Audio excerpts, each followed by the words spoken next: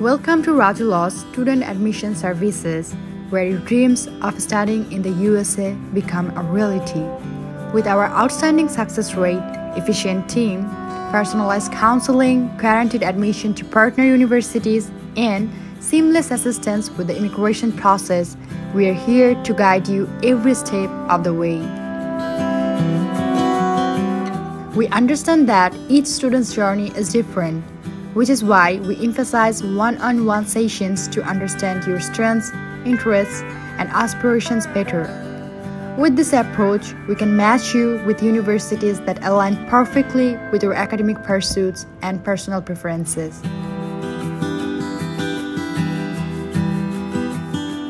Moreover, our network of partner universities allows us to offer you guaranteed admission opportunities.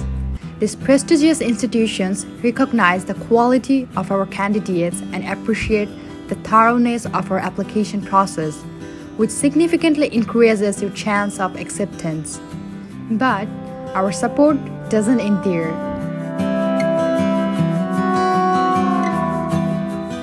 Once you secure your admission, our dedicated team will guide you through the immigration process, making it seamless and stress-free. We understand the complexities of obtaining a student visa, and we are here to assist you at every turn. At Rajulaw, your dreams are our passion, and we take pride in empowering you to take the significant step toward a bright future in the United States. Join our family of successful students who have embraced their American education and are now achieving great heights in their careers. Rajulaw, empowering your dreams every step of the way.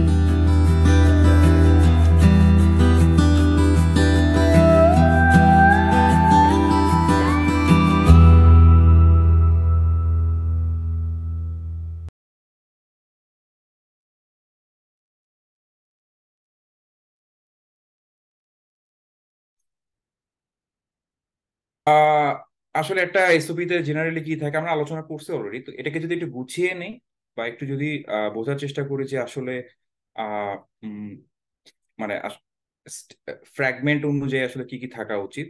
আমি personally আমার অ্যাপ্রোচটা এমন ছিল যে একটা introduction থাকবে, যেটা basically introduction হলো, এটা basically summary of the SOP. কারণ আমার টেন্ডেন্সি ছিল যে টোটাল এসওপিতে আসলে আমি কি লিখবো বা কি আমি বলতে চাচ্ছি সেটার একটা সামারি আমি শুরুতেই দিয়ে দিব, যেটাকে ইন্ট্রোডাকশন বা অ্যাবস্ট্রাক্ট যা কিছু বলতে পারেন আপনারা, যেটা মূলত যিনি যিনি আসলে পড়বেন তিনি যেন প্রথমে পড়েই বুঝতে পারেন যে আচ্ছা এখানে আসলে ও কি কি বলতে চাচ্ছে। হ্যাঁ, তারপর হচ্ছে আবার একাডেমিক এবং প্রফেশনাল ব্যাকগ্রাউন্ড, তারপর এই ইউনিভার্সিটি কেন সিলেক্ট করলাম এবং আমি আসলে কিভাবে ফিট বা আমি আসলে কিভাবে কন্ট্রিবিউট করতে পারি এক। এবং একটা জিনিস হচ্ছে যে how it aligns to your future plan, মানে এটা কিভাবে আসলে আমার ফিউচার প্ল্যানের সাথে অ্যালাইন করবে। আর any other information required by the instructions, এছাড়া যদি কোনো আর কোনো ইনফরমেশন থাকবে, যে কোনো কোনো বিষয় থাকে যেটা ওই যে ইনস্ট্রাকশনস আছে সেখানে যদি এই জিনিসটা স্টিপুলেটেড হয়, তাহলে সেই জিনিসটা আসলে আমি আমার এসওপিতে উল্লেখ করার চিন্তা করবো আর কি। সো এই এটা একটা জেনারিক একটা ফরম্যাট আর কি। এবং ওভারঅল আমি যতগুলো ইউনিভার্সিটি দেখেছি, তাদের ইনস্ট্রাকশন পড়েছি, এর বাইরে আসলে তারা এমন কিছু নাই যে যেটা তারা চেয়ে বসে, যদি সেটা এসওপি হয়ে থাকে আর কি। সো আমি 6টা ইউনিভার্সিটিতে অ্যাপ্লাই করেছি, 6টা ইউনিভার্সিটি থেকে আমার কাছে মনে হয়েছে যে আসলে এই জায়গায় মানে এটাই মানে এইভাবেই তারা চেয়েছে আর কি, মানে এর বাইরে আসলে এমন কিছু নাই যে সেটা তারা চায়।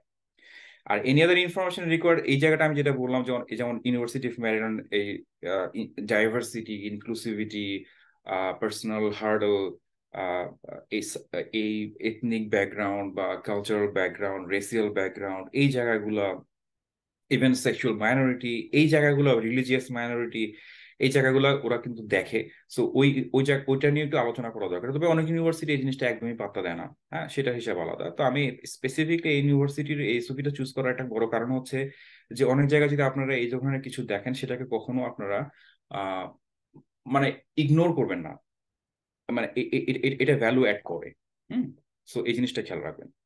ওকে, এখন যেটা আসলে আমরা এসওপি তে কখনোই করব না, সেই জিনিসটা এটা খুব জরুরি। এটা আপনারা যদি কেউ মনোযোগ দিয়ে শোনেন, এই জায়গাটা আপনারা আহ, খুবই ইম্পর্টেন্স দিয়ে নোট নিয়ে রাখবেন। সেটা হচ্ছে যে আমি একটা এসওপি লিখবো প্রথম কথা, এবং সেটা সব ইউনিভার্সিটির জন্য অ্যাপ্রোপ্রিয়েট বা প্রযোজ্য হবে, এটা ভাবার কোনো কারণ নাই।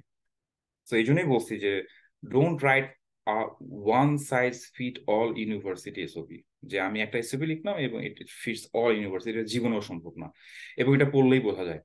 আপনারা যারা এসওপি লিখবেন এবং এসওপি গুলো যখন থ্রো করবেন, যারা এসওপি গুলো পড়ে তাদেরকে গাধা ভাবার কোনো কারণ নাই। তারা এসওপি একটু পড়লেই বুঝে যে এটা একটা জেনারিক এসওপি নাকি এটা একটু একদম focused to our university, focus to our department. হ্যাঁ, সো আপনি একটা এসওপি লিখবেন, যে এসওপিটা আমি আমি যদি একাডেমিক কমিটিতে থাকি, অ্যাডমিশন কমিটিতে থাকি, আমি যদি পড়ে বুঝি যে এই এসওপিটা মানে আমার জন্য লেখা হয় নাই, এটা সবার জন্য লেখা হয়েছে, আমি প্রথমে এই এসওপিটা আসলে সরায় রাখবো। এবং এটা আমি আমার প্রফেসরের সাথেও কথা বলছি, অনেকের সাথে কথা বলে জিনিসটা জানছি, কারণ ইট ফিল ভেরি ইনসাল্টিং যে আপনি একটা ভাবলেন যে আমি মানে একটা জেনারিক এসওপি লিখে সব জায়গায় থ্রো করে দিলাম এবং হয়ে গেল। এটা কখনো সম্ভব না, এটা কখনো করবেন না। এবং প্রত্যেকটা যদি আপনি একাধিক ইউনিভার্সিটিতে অ্যাপ্লাই করেন, একাধিক ইউনিভার্সিটি যদি আপনার টার্গেট থাকে, তাহলে আপনি সেইভাবে প্রিপারেশন নেবেন, আপনি সেইভাবেই আপনি লিখবেন। এখানে এটা ভাবার কোনো কারণ নাই যে একটা জেনারেটিক দিকটা সেটা সবখানে ফিট করবে, এটা এটা কখনোই করবেন না। Every SOP should be different.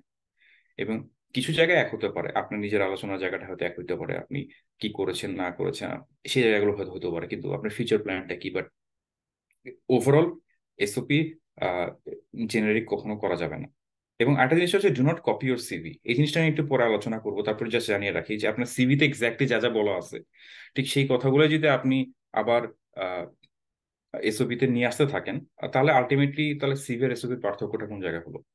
যে আপনি যদি বললেন যে আমার আন্ডারগ্রেড এখানে করেছি, আমার সিজিপি এত ছিল, আমার তারপর আমি গ্রাজুয়েট প্রোগ্রামে গেছি, আমার সিজিপি এত ছিল, আমি এখানে এখানে কাজ করেছি।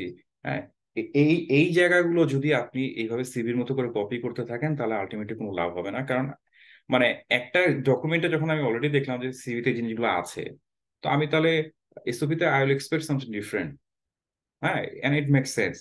সো আপনি আসলে আপনার একাডেমিক ব্যাকগ্রাউন্ড কি, আপনার এগুলো কি সব তো সিভিতে লেখা আছে, কিন্তু সেই একাডেমিক ব্যাকগ্রাউন্ড থেকে আপনি আসলে কি অ্যাচিভ করেছেন, সেটার সিগনিফিকেন্সটা কি, এবং সেটার আউটকাম কি, সেটার ইম্প্যাক্ট কি, এগুলো আলোচনা করার জায়গা হচ্ছে এসওপি। আমি অমুক ইউনিভার্সিটি থেকে আন্ডারগ্রেড করেছি, ইট ডাজেন্ট মেক সেন্স, কারণ ওটা আপনার সিভিতেই লেখা আছে। আপনি বলতে পারেন আপনি আপনি আন্ডারগ্রেড করেছেন, যদি না কোনো সিগনিফিকেন্ট কিছু হয়, যেমন কোনো একটা জায়গা থেকে আপনি আন্ডারগ্রেড করেছেন, বা এটা যেটা আসলে খুবই হিস্টোরিক্যালি সিগনিফিকেন্ট এবং যেটার আহ, এবং যেটা অনেক বড় ভ্যালু অ্যাড করে। হ্যাঁ, তো এখানে আপনার এক্সপিরিয়েন্স কি ছিল, আপনি ওখানে স্পেসিফিকলি কি করেছেন, কি কোর্স ওয়ার্ক করেছেন, সেই কোর্স ওয়ার্ক থেকে আপনি কি শিখেছেন। হ্যাঁ, এই জায়গাগুলো আলোচনা করা বেশি জরুরি। তো এক্সপিরিয়েন্স মানে এক্সপ্লেইন করা, এক্সপিরিয়েন্সের লেখার জায়গা হচ্ছে এসওপি, ইনফরমেশন দেওয়ার জায়গায় এসওপি না। এসওপি একটা সিভির মতো না যে আপনি just one by one information দিয়ে গেলেন। আরেকটা জিনিস হচ্ছে টু অ্যাভয়েড মানে হর্সের adjectives like thrill, passion, excitement, joy, এই কথাগুলোর আসলে না কোনো মিনিং নেই। মানে আমরা যখন বলি যে I will be thrilled to কি বলবো, I will be thrilled to attend this university, or I will consider myself very fortunate that I will follow my passion and excitement and joy in the graduate program of blah blah blah. কিন্তু এই কথাগুলো যে আমি বললাম, এই কথাগুলোর কোনো meaning নাই যদি না আমি এই জিনিসটা এক্সপ্লেন করি যে আমি আসলে কেন থ্রিলড হব। হ্যাঁ, আমি কেন বা এক্সাইটমেন্ট পাচ্ছি বা কেন জয় পাচ্ছি। সো এই ভেগ টার্ম গুলো আমরা অ্যাভয়েড করার চেষ্টা করব। হ্যাঁ, যে একটা যদি অ্যাডজেক্টিভ এই ধরনের ইউজ করি, সেটা আসলে আমি কেন থ্রিলড হব, হ্যাঁ, বা আমি কেনই বা প্যাশনেট ফিল করতেছি, বা আমি কেনই বা এক্সাইটমেন্ট পাবো, বা এটা কেনই আমার জন্য একটা জয়ফুল এক্সপিরিয়েন্স হবে। আমি জাস্ট লিখে ছেড়ে দিলাম যে it would be a joyful experience of my life if I start a graduate program here. কিন্তু কেন জয়ফুল এক্সপিরিয়েন্স হবে, এই এক্সপ্লেনেশন যদি আমি না দিই, তাহলে এই ধরনের আননেসেসারি অ্যাডজেক্টিভ ইউজ করার কোনো প্রয়োজন নাই, কারণ এটা আসলে বিরক্তিকর।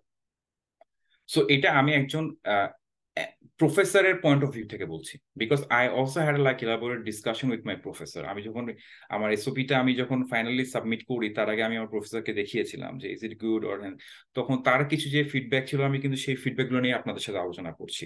So this is not something that I come up with, এটা কিন্তু বেসিক্যালি প্রফেসর স্টক, মানে তারা কিভাবে দেখে। সো এই ধরনের জায়গাগুলো যেগুলো কোনো মিনিং এক্সট্রা ক্যারি করে না, সেগুলো অ্যাভয়েড করাই বেটার।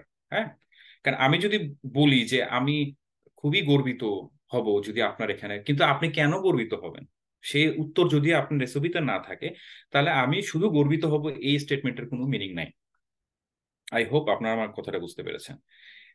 অলসো অ্যাভয়েড কোটেশন, সব ধরনের কোটেশন অ্যাভয়েড করবেন, কোনো কোটেশনে দিবেন না। It is your statement of purpose, এবং এখানে আপনি আপনার কথা বলতেছেন, এখানে আরেকজনের কোটেশন এখানে এনে কোনো লাভ নেই, কারণ এটাও ভেগ হবে। এবং এই কোটেশন যেটা আপনি দিবেন, miles to go before you sleep whatever, বা আপনি যাই মনে করেন আপনি কোনো ফেভার বাই, আপনি একটা বিল গেটসের বা স্টিভ জবসের বা জেফ বেজোস, যার যে কারো একটা যদি আপনি কোটেশন এখানে আনেন, কিন্তু সেই কোটেশন আপনি আপনার ব্যক্তিগত জীবনে ফলো করেন কিনা, সেটার আসলে প্রমাণ কি? সো এটার কোনো মিনিং নাই, আমার পয়েন্টটা হচ্ছে এই জায়গায়। So, এটা এমন একটা জায়গা, এটা স্টেটমেন্ট অফ পারপোজ যেটা আপনার, এবং যেখানে প্রত্যেকটা স্টেটমেন্ট হবে আপনার, এখানে অন্য মানুষকে ভাবার আসলে কোনো যৌক্তিকতা নাই। এনিওয়ে, এবং ইউজ সিম্পল এবং চেস্ট ইংলিশ, যেখানে আপনার ডেফিনেটলি অনেকে হয়তো ভোকাবুলারি এনরিচ করেছেন জিআরই ওয়ার্ড লিস্ট থেকে, বা আপনার জিআরই দিয়েছেন, কেউ কেউ টোফেল প্রিপারেশনের জন্য আপনাদের নতুন ভোকাবুলারি এনরিচ করার প্রয়োজন হয়েছে, কিন্তু ইনঅ্যাপ্রোপ্রিয়েট ভোকাবুলারি ইউজ করাটা আসলে মিনিংলেস। মানে আমি আহ, যদি একটা ওয়ার্ডের রাইট ইউজ না জেনে যদি একটা জাস্ট দিয়ে দিই, এখন আপনি যদি বলেন যে না, আই এম ইন অ্যাম্বিভ্যালেন্স, যে আমি এই প্রোগ্রামে যাব কি যাব না, এখন অ্যাম্বিভ্যালেন্স দিয়ে ওই শব্দটা প্রকাশ করা সম্ভব। আপনি যদি আবার বলেন যে না, আমি তো জিএরিতে একটা ওয়ার্ড দেখছি discombobulated, it sounds very complicated and very smart, আমি এটা এখানে ইউজ করি, এই ধরনের কাজ কখনো করতে যাবেন না। বা হচ্ছে আমি রাইট ক্লিক করে সিনোনিম কি আছে এটা দিয়ে দিই, নো, ডোন্ট ডু দ্যাট। কারণ এইটার প্রত্যেকটা ওয়ার্ডের আলাদা ওয়েট থাকে, মানে এবং আলাদা অ্যাপ্রোপ্রিয়েটনেস থাকে, সেইটাকে ভায়োলেট করার কোনো মিনিং নাই। হুম। অ্যান্ড অলসো একটা জিনিস মাথায় রাখতে হবে যে আমরা যখন আমাদের ডেফিনেটলি এসওপিতে আমরা কিছু না কিছু চাপাবাজি হয়তো করব, বা কিছু জিনিস বলবো যেটা ফেব্রিকেটেড, বা কিছু জিনিস হয়তো বলবো যেটা হয়তো যতক্ষণে আমি করেছি বা তার চেয়ে হয়তো বেশি বাড়ায় বলার চেষ্টা করব। বাট এটা না করাই বেটার। অ্যাকচুয়ালি আপনি যেভাবে আপনি নিজেকে, যে এক্সপিরিয়েন্স আপনার আছে সেগুলো অনেস্টলি এক্সপ্রেস করাই বেটার। হুম। সো ফ্যাব্রিকেশন বা এই ধরনের জায়গাটা সমস্যা হলো যে আপনি হয়তো ফ্যাব্রিকেশন করতে গেলেন, কিন্তু যে মানুষগুলো এই এসওপি গুলো পড়বে, তারা কিন্তু ভেরি স্মার্ট, তারা কিন্তু বুঝে ফেলে যে আপনার, মানে আপনার এসওপি লেখার ধরন, বা আপনার আপনার যে এক্সপিরিয়েন্সের সাথে এই ছবিটা অ্যালাইন করে কিনা, এটা কিন্তু আপনার তারা ইজিলি ধরে ফেলতে পারবে। হ্যাঁ, সো এই ধরনের কোনো আসলে কিছু লেখা আমি ডিসকারেজ করব। হ্যাঁ, আর একটু আগে একটা কথা বলেছি, don't be super focused on one professor, কারণ একজন প্রফেসর আপনার ডিসিশন মেক করবে না। সো একটু চেষ্টা করবেন হিন্ট দেওয়া যে না, কে আমার প্রফেসর হবে, বা এট দ্য সেম টাইম অন্য প্রফেসরের কাজগুলো যে আপনি জানেন, এবং তাদের কাছ থেকেও তারাও যে আপনার গ্রাজুয়েট কমিটিতে থাকবে বা থিসিস কমিটিতে থাকবে। সো এই জিনিসগুলো কিন্তু আপনার এসওপি তে লেখা জরুরি, সেই জন্য তাদেরকে নিয়ে একটু গবেষণা করা, তাদেরকে নিয়ে একটু আলোচনা করাটা খুব জরুরি।